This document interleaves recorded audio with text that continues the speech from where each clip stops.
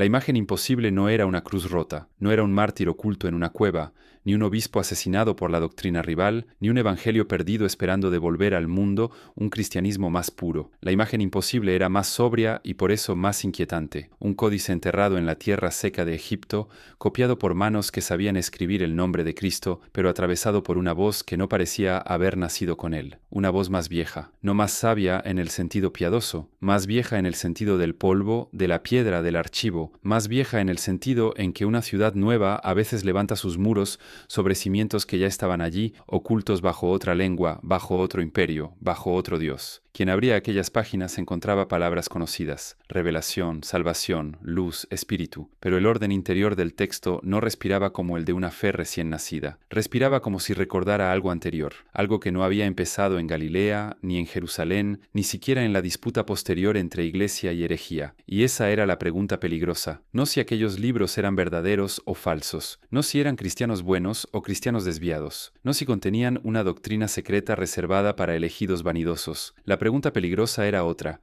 y por eso había que acercarse a ella despacio, como quien entra en una sala sellada donde el aire ha permanecido inmóvil durante siglos. ¿Por qué ciertos textos gnósticos suenan más antiguos que el cristianismo que los contiene? Porque lo hacían. Sonaban antiguos en su desconfianza, antiguos en su forma de mirar el mundo visible como una obra defectuosa, administrada por poderes inferiores, antiguos en su manera de tratar al Creador no como fuente suprema de ternura, sino como autoridad dura, celosa, demasiado segura de sí misma, antiguos en su sospecha de que el orden del mundo no era inocente, que había sido construido, medido, cerrado, custodiado, y que la ignorancia humana no era una simple desgracia, sino parte del diseño. Eso no sonaba a nacimiento religioso, sonaba a memoria política, sonaba como si, detrás del vocabulario cristiano, alguien hubiera conservado una experiencia mucho más vieja, la de vivir bajo sistemas sagrados donde el cielo era jerarquía, la ley un monopolio y el conocimiento una puerta interior. Sonaba a templos donde unos pocos leían los astros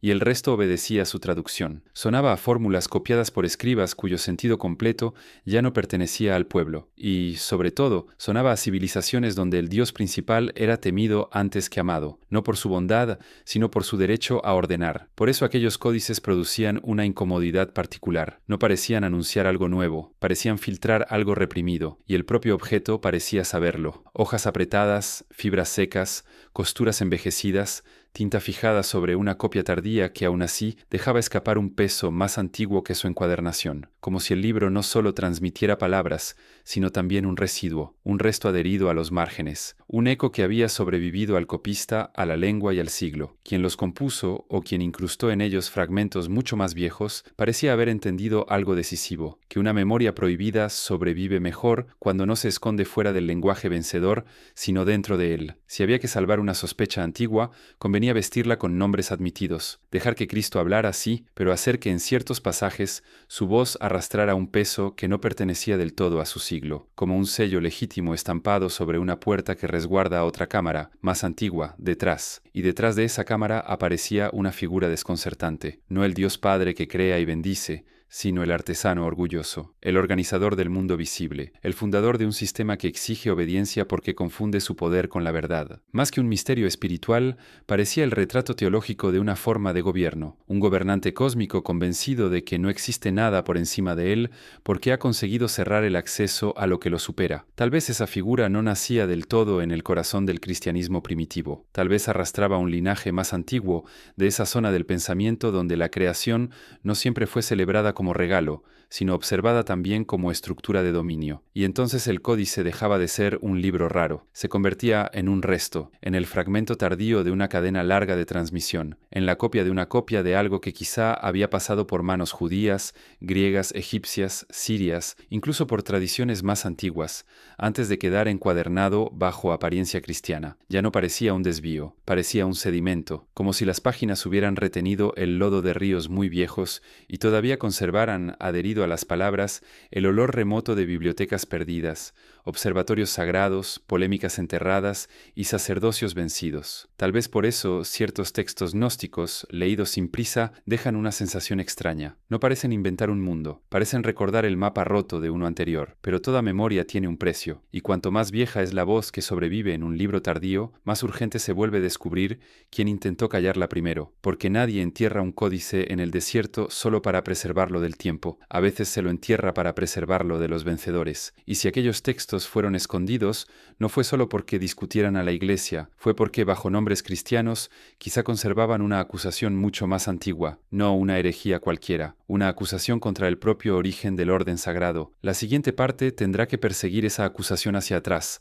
hasta el mundo del que los códices no parecen nacer, sino caer, no como libros devotos, sino como restos rescatados de algo que ardió antes. El error más cómodo consiste en imaginar aquellos códices como si hubieran nacido en silencio, como si un monje solitario, apartado del ruido del mundo, hubiera copiado frases oscuras por exceso de imaginación o por un gusto excesivo por los símbolos, como si aquellos libros hubieran sido, desde el principio, objetos de devoción secreta, como si su rareza fuese una cuestión de temperamento y no de peligro. Pero los textos que sobreviven enterrados casi nunca nacen en paz. Nacen en épocas en que las palabras empiezan a costar demasiado, épocas en que una fórmula correcta protege más que una espada, en que un título aceptable puede abrir una puerta o cerrarla para siempre, en que copiar deja de ser solo conservar y se convierte en decidir qué merece seguir respirando y qué deberá desaparecer como si nunca hubiera existido. Egipto conocía bien esa clase de intemperie, Siria también. Demasiadas mudanzas de lengua, de culto y de autoridad habían enseñado ya una lección amarga. Lo escrito no permanece intacto solo por haber sido escrito. No era ese el mundo de una fe joven y transparente, era el mundo de bibliotecas incompletas, de escuelas enfrentadas, de talleres de copia donde una línea podía añadirse para aclarar o para domesticar, de comunidades pequeñas que sabían que sus libros ya no circulaban con la libertad de antes. Era el mundo en que ciertos nombres seguían siendo pronunciables, pero ciertas combinaciones de ideas empezaban a resultar insoportables. Y cuando una combinación de ideas se vuelve insoportable, el primer signo no siempre es la hoguera, a veces es algo más frío, el aislamiento, la clasificación, el dictamen, la nota marginal que separa un texto útil de un texto sospechoso. Eso es lo que vuelve tan engañosa la imagen de los códices hallados en Egipto, porque al verlos siglos después, uno podría confundir su quietud con inocencia. Cuero gastado, hojas apretadas, escritura disciplinada, ningún gesto teatral, ningún rastro visible del combate que los empujó bajo tierra. Sin embargo, precisamente esa calma material es lo que delata la violencia anterior. Un libro no termina enterrado en una jarra por simple amor al orden. Termina así cuando su presencia en una estantería deja de ser segura, cuando permanecer visible se vuelve una forma de entrega. Y entonces la pregunta cambia. Ya no se trata solo de lo que dicen esos textos,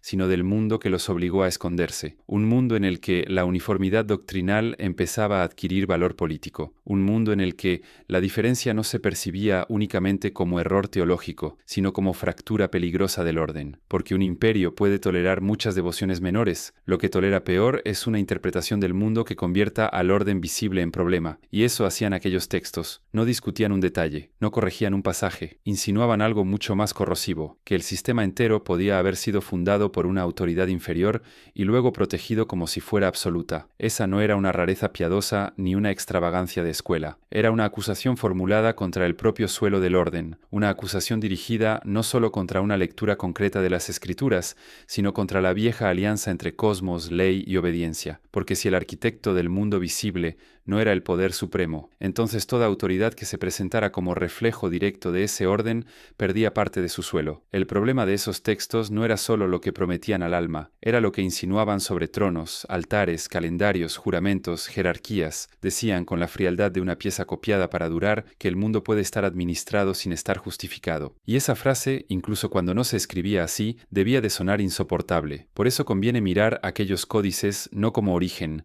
sino como residuo, no como el instante limpio en que una doctrina aparece, sino como la fase tardía en que algo mucho más viejo intenta no desaparecer del todo. Lo que leemos en ellos llega cubierto de capas, traducido, recompuesto, injertado en voces nuevas, empujado a través de comunidades distintas, derrotas distintas, pactos de supervivencia. Ha aceptado incluso el nombre de Cristo como cobertura y, aún así, debajo conserva una dureza anterior, como un muro rehecho con piedras arrancadas de un templo más viejo. Eso explica por qué, en ciertos pasajes, la temperatura cambia. De pronto, bajo el tono cristiano, asoma una respiración menos pastoral y más antigua, menos moral y más arquitectónica, menos preocupada por la culpa que por la estructura, menos interesada en el pecado como caída personal que en el mundo como construcción cerrada. Allí el texto deja de parecer una exhortación religiosa y empieza a parecer ser el fragmento de un expediente sobreviviente, como si alguien hubiese logrado rescatar no una fe entera,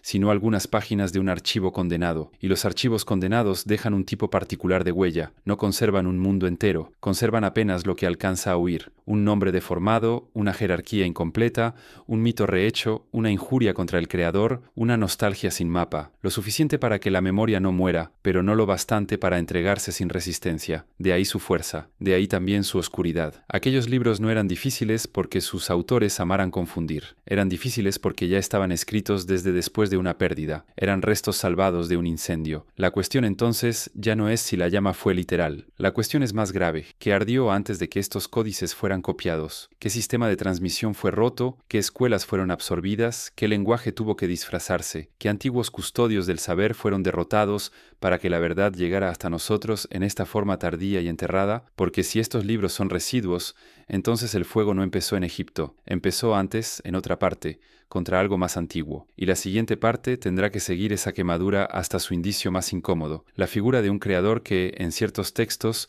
no habla como padre, sino como poder. Toda gran ruptura deja una figura en el centro. No siempre es un rey asesinado, no siempre es una ciudad saqueada, a veces es una voz que, al ser leída siglos después, ya no suena divina en el sentido esperado, sino administrativa, segura de su rango, celosa de su jurisdicción, incapaz de imaginar que exista algo por encima de ella. Eso es lo que vuelve tan inquietante al creador en ciertos textos gnósticos. No inspira la impresión de un origen infinito, sino la de un poder instalado, un poder que ha confundido su puesto con el principio. Cuando esa figura habla, no lo hace como un padre que llama, habla como una autoridad que se declara única porque ha conseguido monopolizar la escena. Su lenguaje no tiene la amplitud de lo absoluto, tiene la dureza de lo incontestado. No dice solamente que gobierna, deja entrever que necesita seguir siendo obedecido, y esa diferencia importa, porque una divinidad plenamente segura de sí no necesita repetir que no hay otra fuera de ella. En cambio, un gobernante cuyo poder depende del cierre sí, repite, proclama, advierte, levanta frontera verbal allí donde teme una fuga. Por eso el demiurgo gnóstico resulta tan extraño dentro de un marco puramente cristiano. No es extraño por monstruoso, es extraño por reconocible. Se parece demasiado a ciertos fundadores antiguos,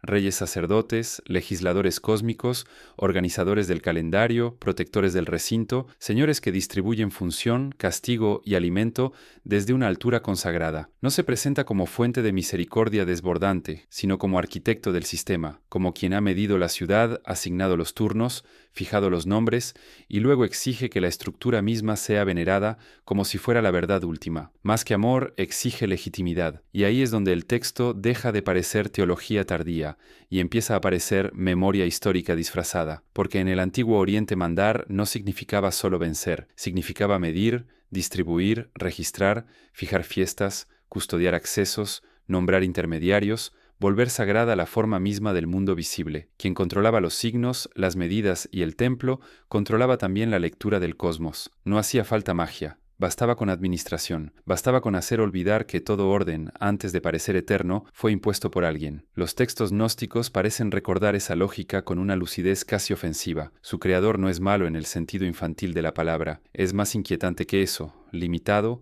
quizás ciego a su propio límite, o quizá lo bastante lúcido para sospecharlo y volverse feroz. Su falta no es la brutalidad desnuda, sino la arrogancia de estructura. Ha cerrado un mundo y lo llama totalidad. Ha levantado jerarquías y las llama naturaleza. Ha impuesto vigilancia y la llama justicia. Y luego ha enseñado a quienes nacen dentro del sistema a confundir obediencia con piedad. Eso no suena a la invención caprichosa de una secta. Suena a la última elaboración de una desconfianza muy antigua, la sospecha de que el orden visible puede estar bien construido y aún así no ser inocente, que la perfección aparente de una estructura no demuestra su legitimidad, que el creador inmediato del mundo, el fundador del mecanismo, puede ser precisamente quien más necesita impedir que alguien mire más allá de él. Esa es la herida que los textos gnósticos conservan. No atacan primero la moral, atacan algo más alto, la pretensión de origen. Insinúan que la autoridad que gobierna este mundo no merece, por el solo hecho de gobernarlo, el rango supremo que reclama. Y esa sospecha basta para abrir una fractura, porque si el fundador del orden visible no es la cima verdadera, entonces todo lo que se apoya en ese orden, ley, castigo, jerarquía, pureza, dominio, pierde inocencia. Ya no basta con preguntar quién creó, hay que preguntar desde dónde creó y qué necesitaba proteger al hacerlo. De pronto el creador se parece menos a un dios y más a un régimen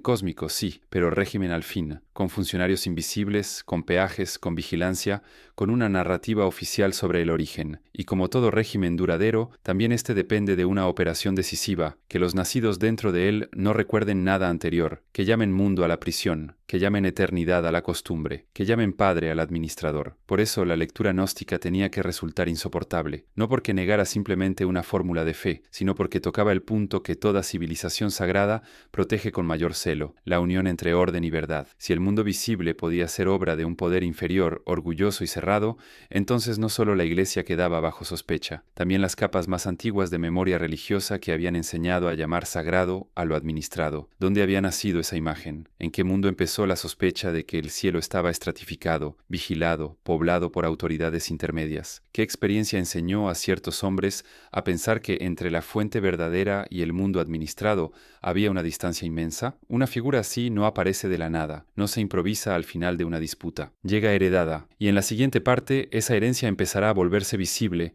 bajo una máscara griega, no como invención, sino como traducción tardía de algo mucho más antiguo. Las palabras nuevas suelen cometer una pequeña traición, hacen creer que también la idea nació con ellas, como si bastara encontrar un término griego, una formulación tardía, una clasificación más refinada, para suponer que el miedo que organiza esa palabra pertenece por entero al mundo que la escribió. Pero no siempre es así. A veces una lengua elegante no inventa, solo pule, solo etiqueta con precisión algo mucho más viejo, algo que llevaba siglos circulando sin nombre estable, como una presión en la nuca de las civilizaciones. Eso ocurre con los arcontes. Leídos deprisa, parecen una extravagancia tardía, potestades intermedias, guardianes de las esferas, funcionarios cósmicos que vigilan el paso del alma, sellan rutas, controlan ascensos, exigen fórmulas. Todo eso parece demasiado elaborado para ser primitivo, demasiado abstracto, demasiado cercano a una imaginación ya cansada del mundo, más propia de escuelas tardías que de religiones nacientes. Y sin embargo, en cuanto uno deja de mirar las palabras y empieza a observar la estructura, la antigüedad regresa de golpe, porque la estructura no es griega en su fondo, es imperial. Es la vieja intuición de que entre el hombre y lo supremo no hay un vacío libre, sino una cadena de poderes, accesos, fronteras, custodias, zonas donde el paso no depende de la inocencia, sino del permiso. Eso no nace en una polémica cristiana, nace en mundos donde el cielo fue leído durante siglos como administración, donde los astros no eran simples luces, sino marcadores de destino, calendarios de obligación y signos de una regularidad que podía estudiarse, calcularse y, sobre todo, monopolizarse. Mesopotamia entendió muy pronto el valor político del cielo, no porque viviera de fantasías infantiles, sino porque comprendió algo decisivo. Quien interpreta arriba gobierna abajo. Saber cuándo vendrá el eclipse, cuándo crecerá el río, cuándo conviene sembrar, guerrear o consagrar, no era solo poseer información, era poseer ventaja. Y cuando esa ventaja queda encerrada en manos sacerdotales, el firmamento deja de ser paisaje, se vuelve archivo, tabla, secuencia reservada,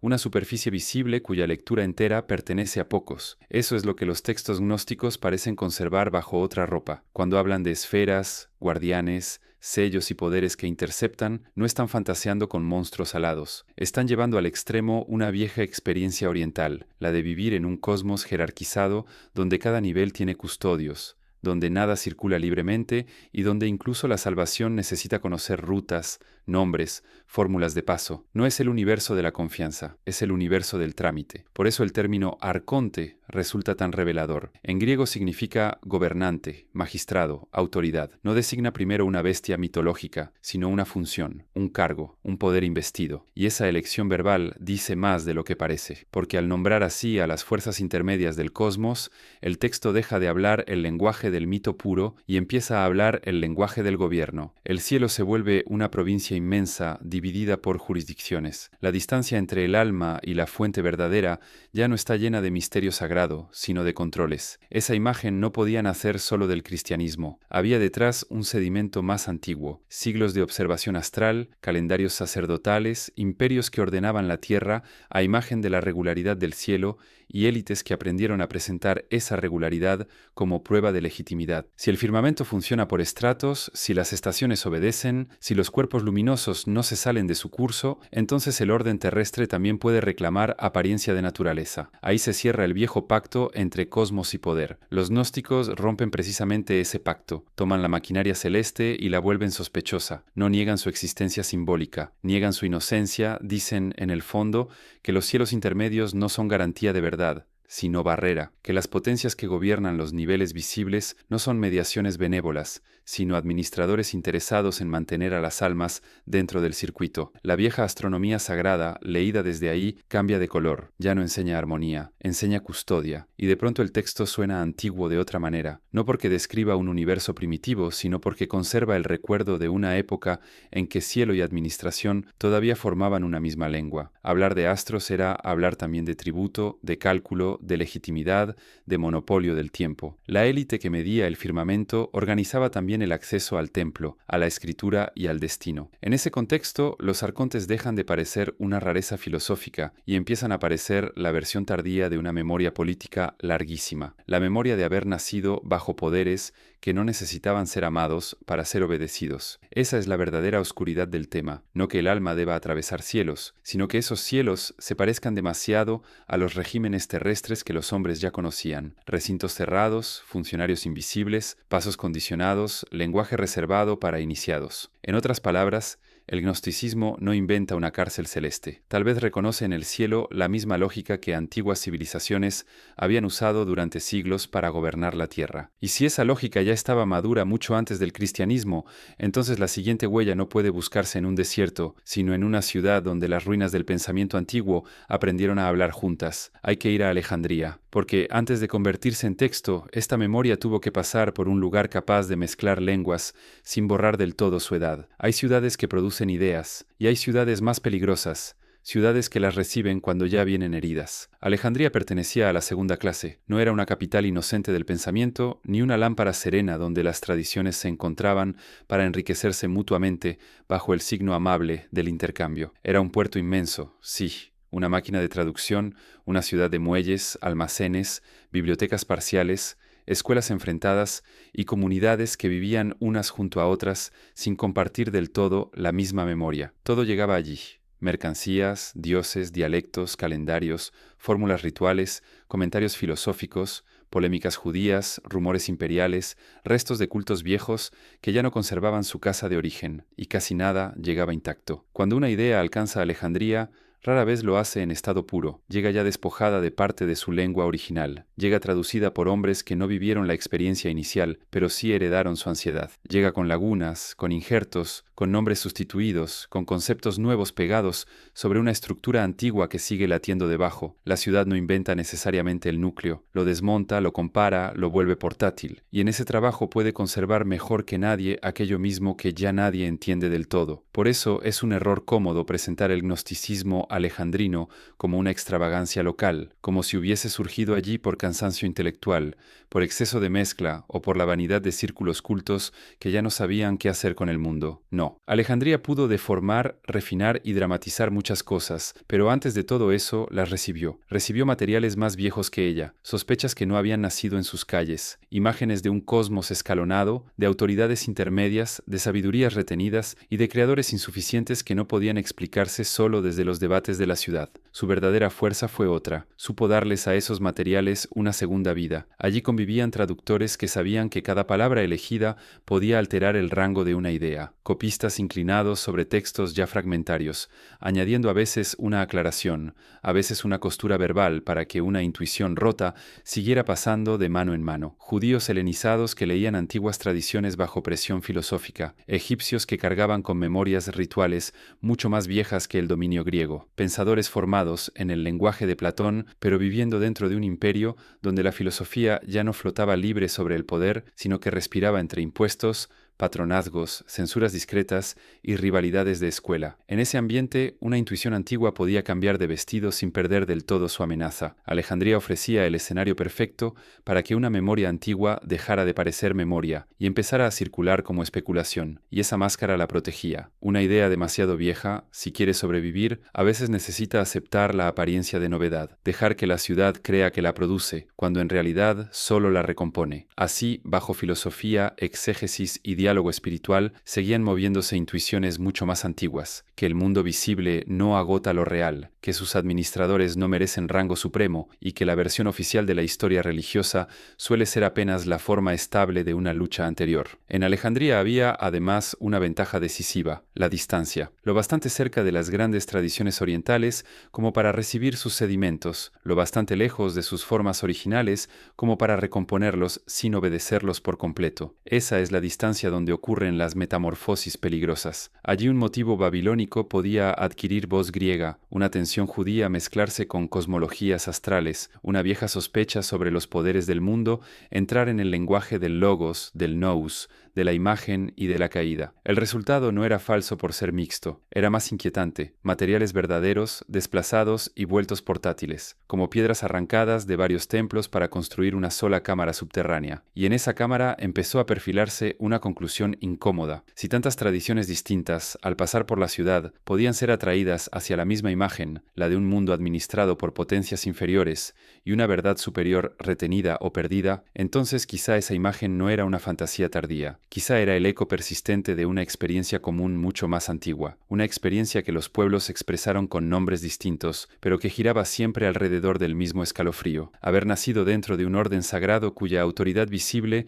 no coincidía con la fuente última de legitimidad. Alejandría no creó ese escalofrío, le dio biblioteca, le dio sintaxis, le dio un modo de circular entre escuelas, comentarios, comunidades y códices. Lo volvió escribible para una época que ya no podía escuchar del todo las lenguas anteriores. Pero el temblor venía de antes, de mucho antes, y cuanto más cuidadosamente se observa la ciudad, más claro se vuelve que ella fue taller, no origen, cruce, no nacimiento, laboratorio de recomposición, no primer incendio, porque si Alejandría solo recibió, entonces todavía no hemos llegado al lugar del temblor. Hay que descender por debajo del griego, por debajo de la controversia cristiana, hasta la zona donde el cielo empezó a sentirse menos como consuelo que como poder: Babilonia. Toda tradición que quiere parecer eterna intenta borrar sus mudanzas, oculta de dónde tomó sus palabras, disimula qué derrotas la obligaron a cambiar de lengua, presenta como revelación pura lo que a veces no fue más que una larga cadena de préstamos, fugas y reconstrucciones hechas bajo presión. Por eso Babilonia importa tanto aquí, no porque ofrezca una respuesta cómoda, ni porque permita reducir los textos gnósticos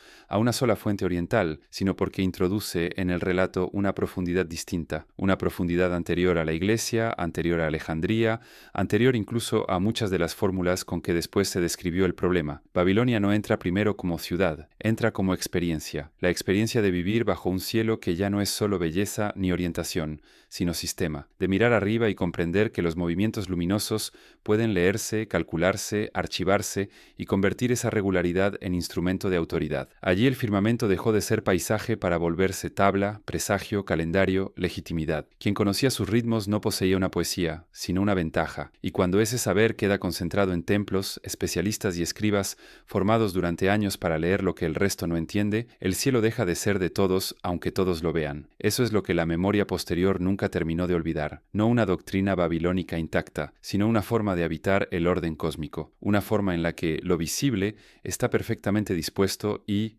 aún así, no consuela, somete, porque cuanto más exacto parece el mecanismo, más evidente se vuelve que alguien ha hecho de esa exactitud un monopolio. El tiempo queda en manos de quienes lo miden, la crisis en manos de quienes la interpretan, el destino en manos de quienes hablan por los cuerpos celestes sin dejar que los demás entren del todo en su lengua. De ahí viene una de las intuiciones más oscuras que luego heredarán los textos gnósticos: que el cosmos puede estar admirablemente organizado y seguir siendo una prisión, no una prisión de muros toscos, una prisión mejor construida, más eficaz por su orden mismo, más persuasiva precisamente porque se presenta como natural. Esa es la diferencia decisiva. El caos provoca resistencia, el orden produce obediencia. Si las estrellas cumplen, si los ciclos vuelven, si las estaciones llegan cuando deben, entonces también los reyes pueden presentarse como reflejo de esa misma armonía. También los sacerdocios pueden reclamar para sí el derecho de traducir el cielo en ley. También las jerarquías humanas pueden endurecerse bajo la apariencia de necesidad cósmica. Esa lección sobrevivió incluso a la ruina de Babilonia y siguió actuando en pueblos que ya no conservaban su lengua, pero sí la forma mental que ella había ayudado a fijar. Por eso, cuando siglos después algunos textos describen un mundo regido por potencias intermedias, por esferas, por controles y por administradores orgullosos de su jurisdicción, el eco no suena arbitrario, suena como la radicalización de una vieja herida histórica, la sospecha de que el universo visible ha sido interpretado durante demasiado tiempo por castas que aprendieron a convertir el conocimiento del orden en herramienta de dominio. El paso del templo al mito no borra esa herida, solo la vuelve más portátil. Pero Babilonia no fue solo astronomía y cálculo, fue también exilio, fue el escenario en que pueblos enteros aprendieron lo que significa perder centro, tierra y santuario mientras el imperio continúa funcionando con una frialdad impecable. Allí la idea de que el poder visible es inmenso pero no último pudo adquirir una densidad nueva, no por fantasía, sino por necesidad mental. Cuando un pueblo vive bajo una estructura superior que no comparte su memoria, empieza a pensar de otra manera. Empieza a distinguir entre el poder que domina y la verdad que lo juzga, entre el orden que existe y la fuente que debería legitimar cualquier orden. Esa grieta, una vez abierta, no se cierra fácilmente. Quizá por eso los textos gnósticos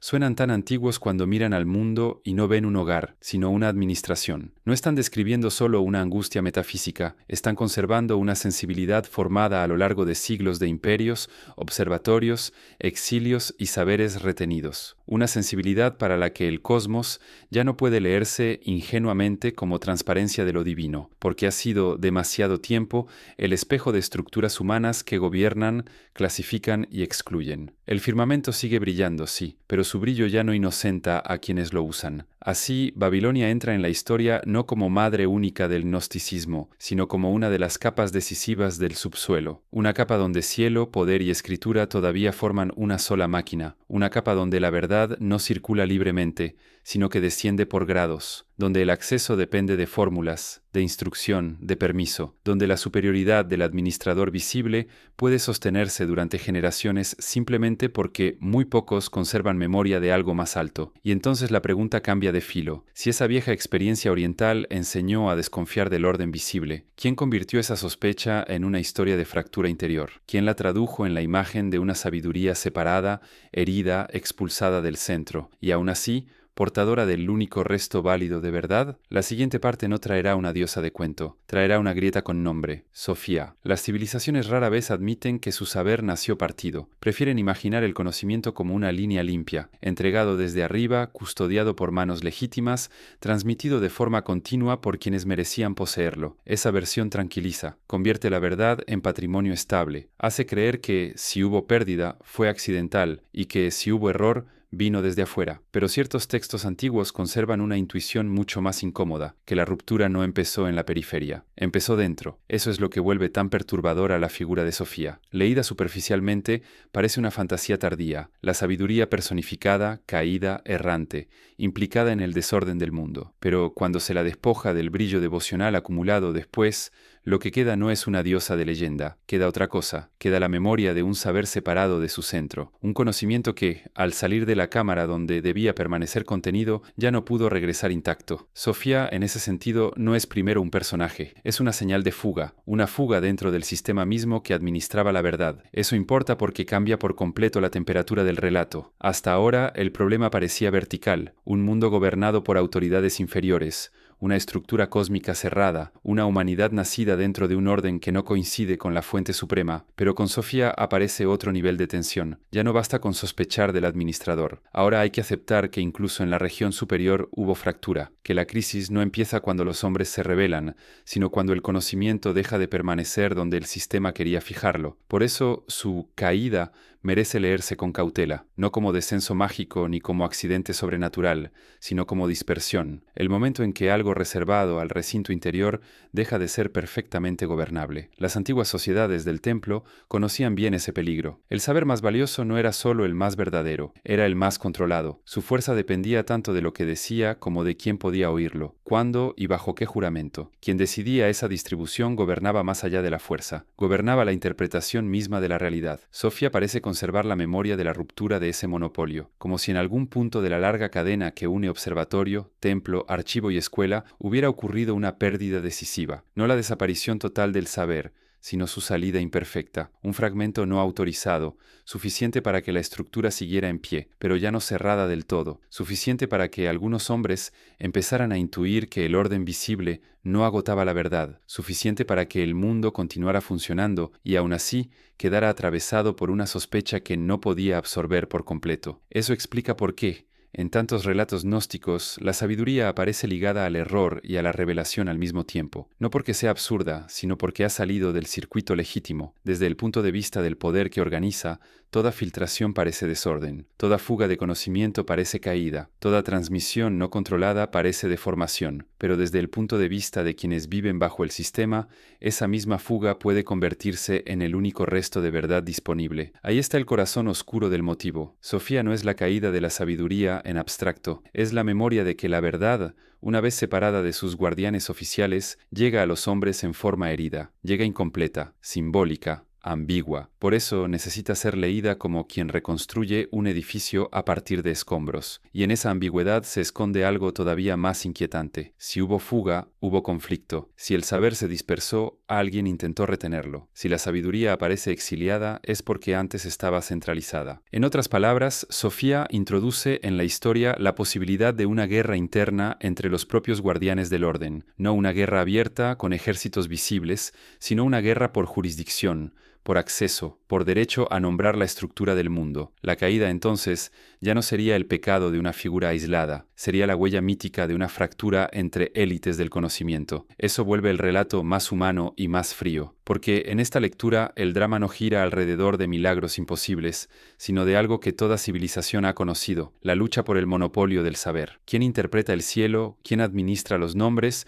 ¿Quién decide qué porción de verdad recibe la mayoría y cuál debe quedar encerrada en recintos interiores? Sofía entra justamente ahí, como el nombre tardío de una desobediencia estructural, la sabiduría que no permaneció solo arriba o, peor todavía para los administradores, la sabiduría que ya no pudo ser contenida por completo. Y si eso es cierto, entonces el problema de los textos gnósticos no era solo que degradaran al creador visible, era que afirmaban algo más peligroso, que dentro del hombre había quedado un resto de esa filtración, una huella no administrada, una porción de memoria que el sistema no había logrado sellar del todo. La siguiente parte tendrá que enfrentarse a esa anomalía. ¿Por qué la criatura sometida conserva, aún mutilada, la capacidad de recordar contra su diseño? Después de eso, la pregunta dejó de ser quién gobernaba el mundo. La pregunta pasó a ser por qué el hombre había sido hecho de una manera tan extraña para vivir dentro de él. Porque si el orden visible era una estructura administrada, si el cielo estaba escalonado, vigilado y protegido por autoridades intermedias, si incluso la sabiduría había llegado al mundo en forma de fuga y no de don abierto, entonces la criatura nacida dentro de ese sistema no podía ser comprendida como un simple hijo de la armonía. Había algo más frío en su diseño, algo contradictorio, algo que los textos gnósticos percibieron con una claridad que la teología posterior trató de suavizar. El hombre parecía demasiado alto para la tarea que se le había dado. Esa era la anomalía. Habita un mundo cerrado, pero sueña con algo que no cabe en él. Aprende oficios, leyes, calendarios, ritos, jerarquías, obedece, trabaja, hereda nombres, acepta castigos, organiza ciudades, levanta altares, reproduce el sistema y aún así conserva una inquietud que no encaja con su función, como si hubiera sido preparado para servir, pero no terminado del todo para conformarse. Eso fue lo que ciertos textos leyeron como chispa, no una centella mágica caída del cielo, sino la reserva de memoria que el sistema no logró extirpar, una grieta en el diseño, porque todo orden que quiere durar necesita criaturas adaptadas a su estabilidad, cuerpos que trabajen, mentes que repitan, generaciones que confundan costumbre con verdad. Necesita que el mundo parezca suficiente, y, sin embargo, el ser humano nunca terminó de ajustarse del todo al mundo que habitaba, no por virtud moral, por desajuste. Sufría demasiado el peso del orden y al mismo tiempo lo imaginaba demasiado bien. Esa es la combinación inquietante. Conoce la ley, pero también percibe su violencia. Construye templos, pero pregunta qué queda fuera del recinto. Aprende el nombre del Dios oficial, pero no consigue silenciar del todo la sospecha de que el nombre no agota aquello que pretende nombrar. Vive dentro del tiempo medido por otros, pero conserva una nostalgia que no se deja calcular. Si uno quisiera fabricar una criatura dócil para un cosmos perfectamente jerarquizado, no la haría así. No le daría esa amplitud interior. No le dejaría esa capacidad de recordar algo que nunca vivió de manera directa y aún así siente como pérdida. Por eso el hombre, en la imaginación gnóstica, no es primero pecador, es rehén, no rehén en el sentido sentimental, rehén en el sentido estructural, nacido dentro de una organización del mundo que lo necesita activo, productivo, obediente y sobre todo desmemoriado. El gran triunfo del sistema no sería castigarlo,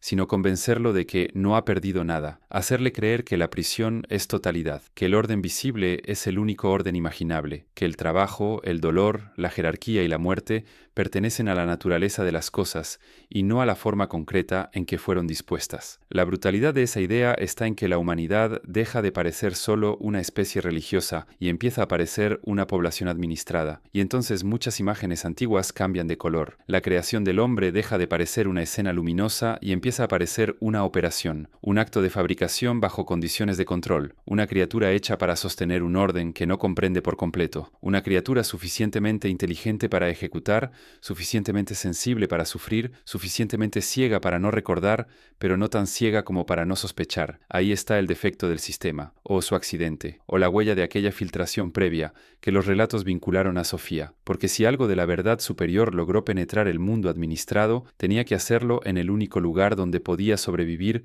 sin quedar fijado en piedra, en tablilla o en decreto, en el interior humano, no como doctrina clara, sino como incomodidad, vergüenza ante lo que todos llaman natural, hambre de un origen que ninguna institución consigue describir sin resto, impresión persistente de haber sido reducido. Los textos gnósticos comprendieron esa sensación y la radicalizaron. Dijeron que el hombre no sufre solo porque peca o porque muere, sino porque fue instalado dentro de una estructura que exige de él mucho y le explica poco. Le exige lealtad a un mundo que no le revela su verdadero rango, le exige culto a un orden que no nació para liberarlo. Por eso el conocimiento se vuelve tan decisivo, no como lujo de iniciados, sino como acto de ruptura. Saber sería recordar contra el diseño, nombrar las potencias, reconocer la arquitectura, distinguir entre fundador y fuente, entre régimen y verdad, no para escapar mediante fantasía, sino para desobedecer interiormente la versión oficial del mundo. La gnosis, en ese punto, ya no parece una curiosidad sectaria, parece la forma más extrema de una rebelión de la memoria, y eso abre el problema más delicado de todos. Si esta sospecha sobre el hombre y el sistema era tan antigua, tan dura y tan peligrosa, ¿por qué terminó hablando con la voz de Jesús? ¿Quién decidió que una memoria tan vieja debía entrar en la historia bajo un nombre cristiano? La siguiente parte tendrá que enfrentarse a esa anomalía, porque Jesús no está al comienzo de esta historia, llega tarde, y precisamente por eso pesa tanto, y entonces aparece el nombre que parecía inevitable desde el principio, pero no lo era. Ese es el detalle que más incomoda cuando se observan ciertos textos gnósticos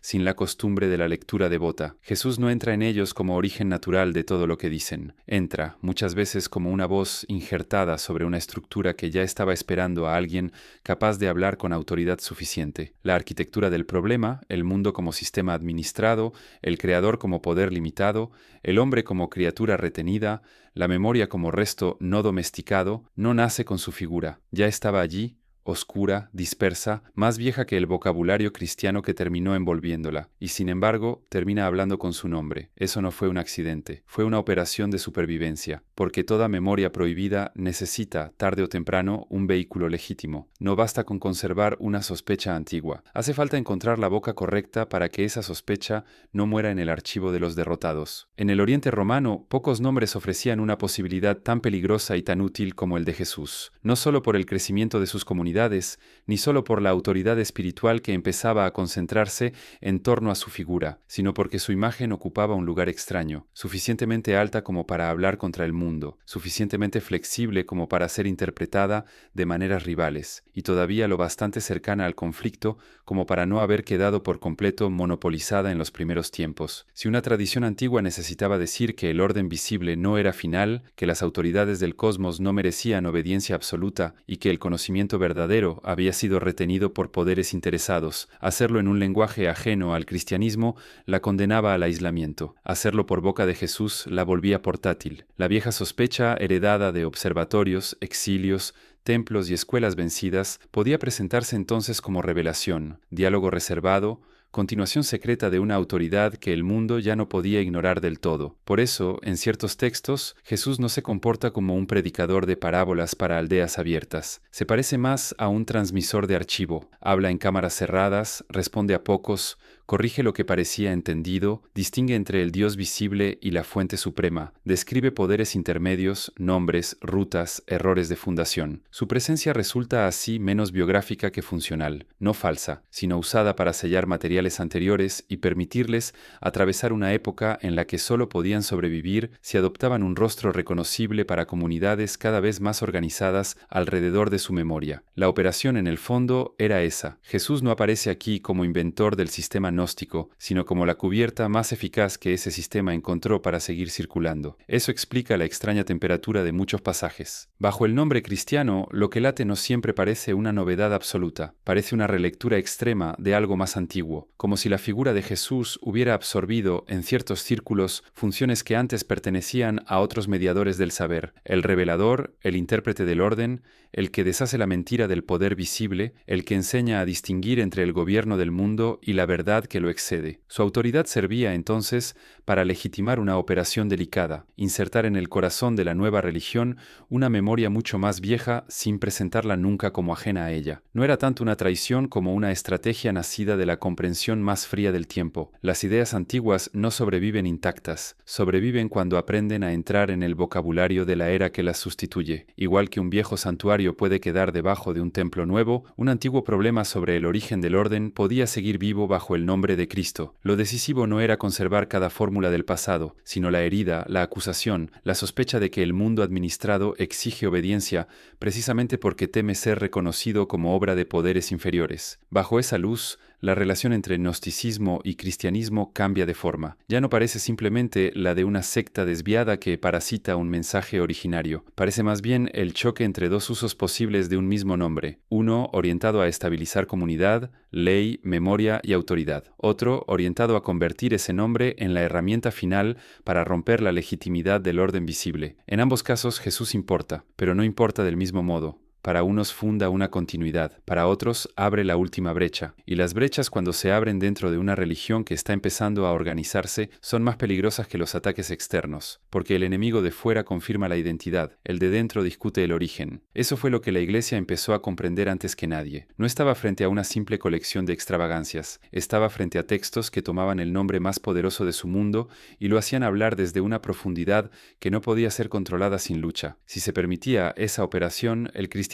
podía convertirse en vehículo de una memoria mucho más vieja que él mismo, una memoria que no quería solo salvar almas, sino desmantelar la autoridad sagrada del cosmos visible. La siguiente parte hará visible esa lucha, porque la Iglesia reconoció el peligro antes que muchos lectores modernos, y cuando lo reconoció, no reaccionó como quien corrige una metáfora confusa, reaccionó como quien descubre una grieta en el fundamento. Las instituciones tardan en moverse cuando solo hay ruido, pero se vuelven rápidas cuando reconocen una amenaza al origen. Eso fue lo que ocurrió cuando la Iglesia empezó a enfrentarse, no ya a rumores dispersos ni a pequeñas variaciones de piedad local, sino a textos que utilizaban el nombre de Cristo para decir algo mucho más grave que una simple diferencia doctrinal. Aquellos escritos no discutían únicamente qué era Jesús, discutían qué clase de mundo había sido hecho, quién tenía derecho a llamarse Dios dentro de él y por qué la salvación debía consistir, no solo en obedecer, sino en despertar contra la estructura misma del orden visible, porque una comunidad puede soportar desacuerdos sobre prácticas, calendarios, ayunos, genealogías, incluso sobre fórmulas litúrgicas, siempre que el marco general permanezca intacto. Pero cuando aparece una corriente que toma la creación y la vuelve sospechosa, que toma la ley y la presenta como instrumento de un poder inferior, que toma al creador visible y lo reduce a administrador arrogante, entonces ya no está en juego una interpretación. Está en juego la legitimidad del cosmos sobre el cual la comunidad intenta organizarse. Eso ya no podía leerse como una desviación menor, sino como una ruptura en el fundamento. La Iglesia lo entendió con una lucidez severa. Entendió que aquellos textos no debían ser leídos como simples excesos imaginativos de grupos apartados. Entendió que, Si se los dejaba respirar dentro del cuerpo de la nueva religión, podían convertir el cristianismo en el vehículo más poderoso de una memoria incompatible con cualquier proyecto de estabilidad doctrinal. Porque una cosa es anunciar un reino que juzga al mundo, y otra, mucho más corrosiva, insinuar que el mundo mismo fue constituido por una autoridad inferior cuyo prestigio ha sido inflado durante siglos por sacerdocios, imperios y sistemas de obediencia. En ese punto la controversia dejó de ser solo espiritual y se volvió estratégica. Había que nombrar, clasificar, separar, levantar una frontera lo bastante dura como para que los fieles supieran qué libros debían escuchar y cuáles no. De ahí el lenguaje del diagnóstico: error, distorsión, falsa ciencia, arrogancia, genealogías delirantes, vanidad de iniciados. No era un vocabulario inocente. Servía para bajar de rango al adversario, para convertir una amenaza de profundidad histórica en un problema de desorden mental o de orgullo sectario, para volver ridículo lo que, si se lo tomaba demasiado en serio, podía resultar demoledor. Pero el tono de las refutaciones deja ver algo más serio que la simple corrección doctrinal. Temor. No miedo teatral, sino institucional, el miedo de quien percibe que la grieta ya no está en la periferia, sino dentro del mismo vocabulario que intenta consolidar. Porque aquellos textos no venían de fuera como un ejército extraño, venían cubiertos con nombres familiares: Evangelio, Apóstol, Revelación, Resurrección, Cristo, Sabiduría, Padre. Esa era su fuerza. Hablaban desde dentro del idioma cristiano, pero hacían que ese idioma apuntara hacia un subsuelo mucho más antiguo y menos gobernable. Eso era precisamente lo intolerable. No la diferencia, sino la proximidad. Lo que más desordena a una institución naciente no es el enemigo remoto, sino el pariente que usa los mismos nombres para abrir una dirección prohibida. Y la dirección prohibida aquí era evidente. Si el Dios que rige el mundo visible no era el supremo, si las potencias del cosmos eran custodios interesados, y si el alma debía aprender a reconocerlos para no seguir sometida a ellos, entonces la Iglesia ya no podía presentarse solo como depositaria de una buena noticia. Quedaba expuesta a una pregunta peor: ¿estaba heredando la verdad o estaba heredando, sin quererlo, parte del viejo aparato sagrado que aquellos textos denunciaban? Ese riesgo exigía algo más que discusión, exigía cierre de lectura, de transmisión, de legitimidad, no siempre mediante destrucción inmediata, sino a veces por un método más eficaz: decidir qué debía copiarse una y otra vez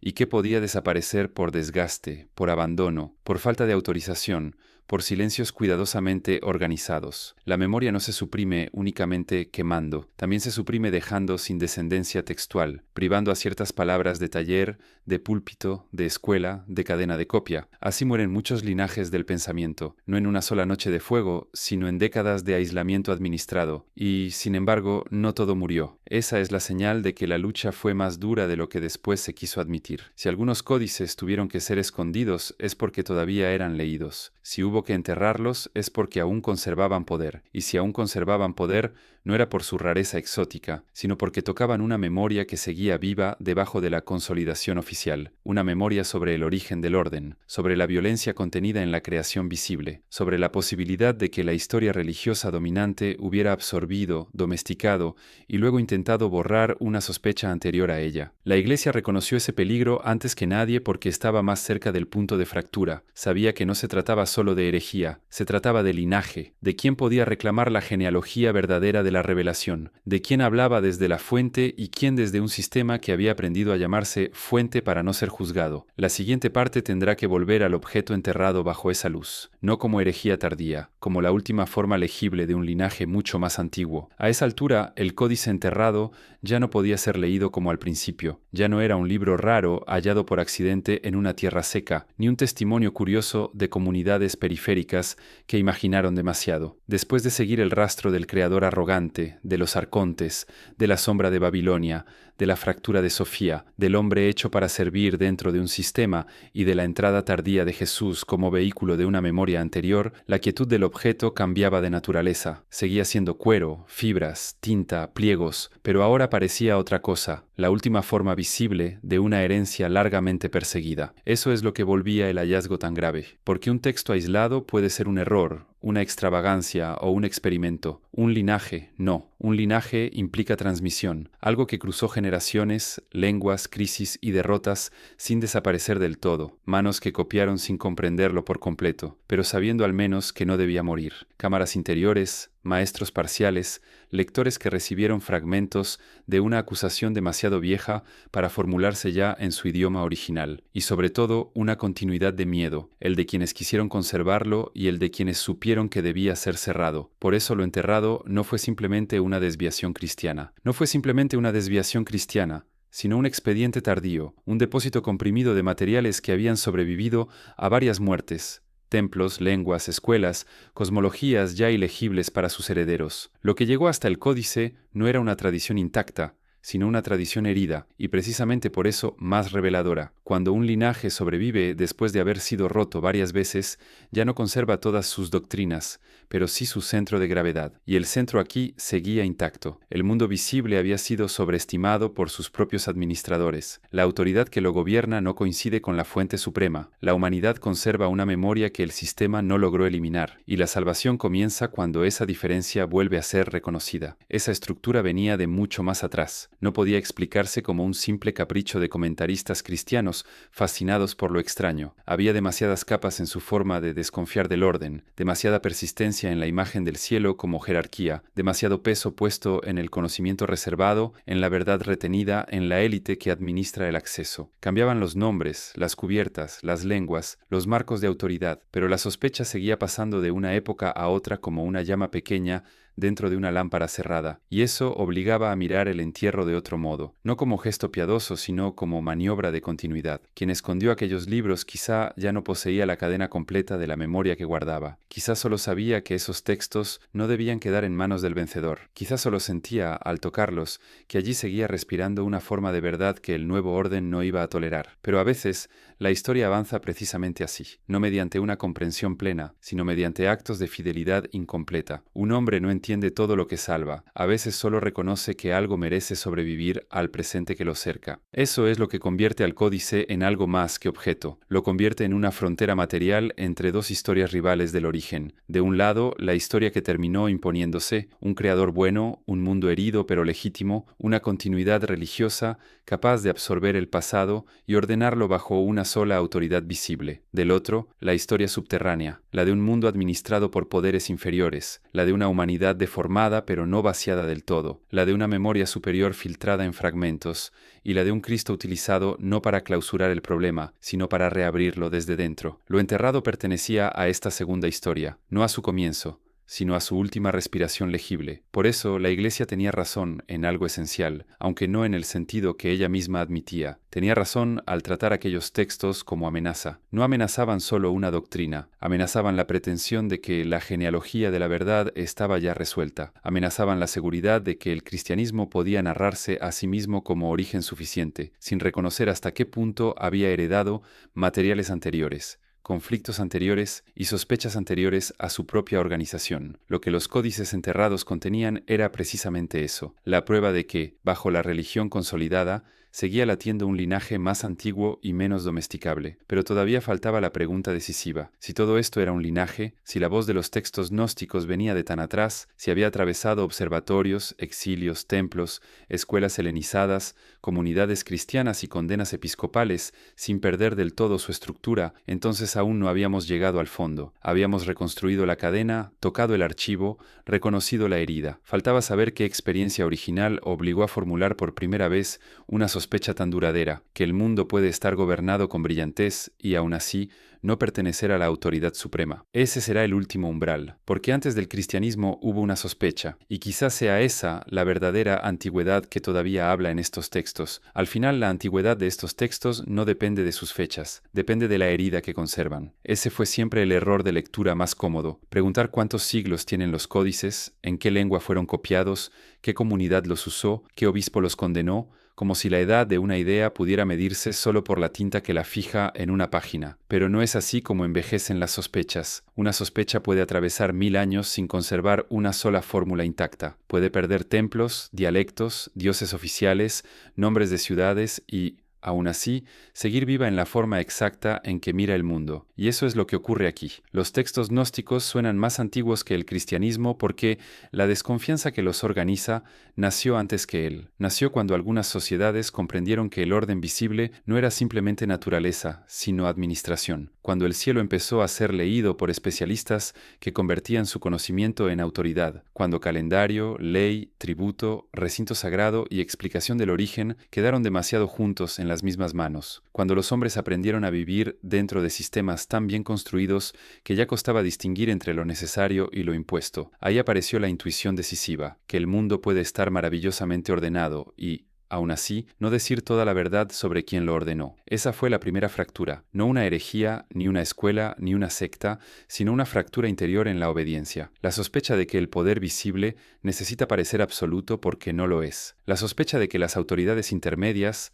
las del cielo, las del templo, las del archivo, las del trono, se sostienen enseñando a los hombres a confundir estructura con legitimidad. La sospecha de que el creador inmediato del sistema puede ser solo eso, creador inmediato, fundador del mecanismo, guardián del orden, no fuente suprema, no origen último, no verdad final. Cuando esa intuición atravesó los siglos, cambió de voz muchas veces, pasó por exilios, imperios, saberes astrales, sacerdocios desplazados, traducciones griegas, comunidades judías tensionadas por el problema del mal, la maquinaria intelectual de Alejandría y círculos cristianos que necesitaban una autoridad capaz de decir lo indecible, sin ser expulsada de inmediato del lenguaje de su tiempo. De modo que, cuando finalmente apareció en ciertos códices con nombres cristianos, ya llevaba detrás una profundidad que el cristianismo no había creado, solo la había heredado, y algunos de sus hijos más peligrosos la empujaron hasta el extremo. Por eso esos textos resultan tan inquietantes. No suenan como una religión nueva que improvisa símbolos, suenan como el último eco legible de una memoria muy antigua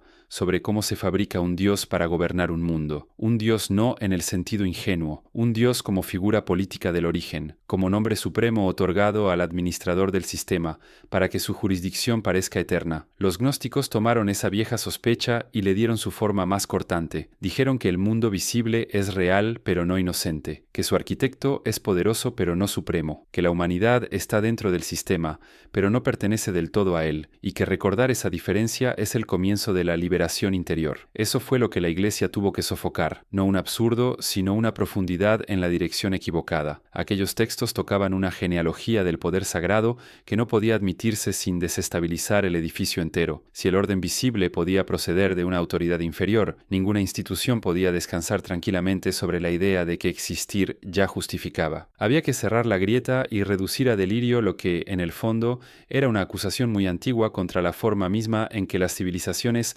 habían sacralizado su administración del mundo, y, sin embargo, no lograron borrarla del todo, porque las sospechas verdaderamente antiguas no desaparecen cuando se las prohíbe, solo cambian de escondite, a veces quedan enterradas en jarras, a veces sobreviven en códices, a veces regresan disfrazadas de comentario, de visión, de diálogo secreto, y a veces siguen vivas simplemente porque el hombre, incluso domesticado por el sistema, no pierde por completo la capacidad de reconocer que algo en el orden que lo rodea exige demasiada obediencia para ser plenamente legítimo. Por eso los textos gnósticos suenan más antiguos que el cristianismo, no nacieron solo de él, hablan desde debajo de él, desde una profundidad donde ya existía la sospecha de que el cosmos visible podía ser una obra admirable y al mismo tiempo una reducción. Hablan desde el momento en que algunos hombres entendieron que entre la fuente verdadera y el mundo gobernado podía abrirse una distancia inmensa, y una vez pensada esa distancia ya no pudo ser olvidada del todo. Así termina la investigación, pero no el problema, porque quizá el verdadero escándalo nunca fue que esos textos llamaran inferior al creador del mundo. Quizá el verdadero escándalo fue que sonaran viejos al hacerlo, demasiado viejos, como si, mucho antes del cristianismo, alguien ya hubiera aprendido a mirar el orden sagrado y a preguntarse, en voz muy baja, si aquello que exigía obediencia desde lo alto era realmente Dios, o solo el poder mejor organizado de la historia.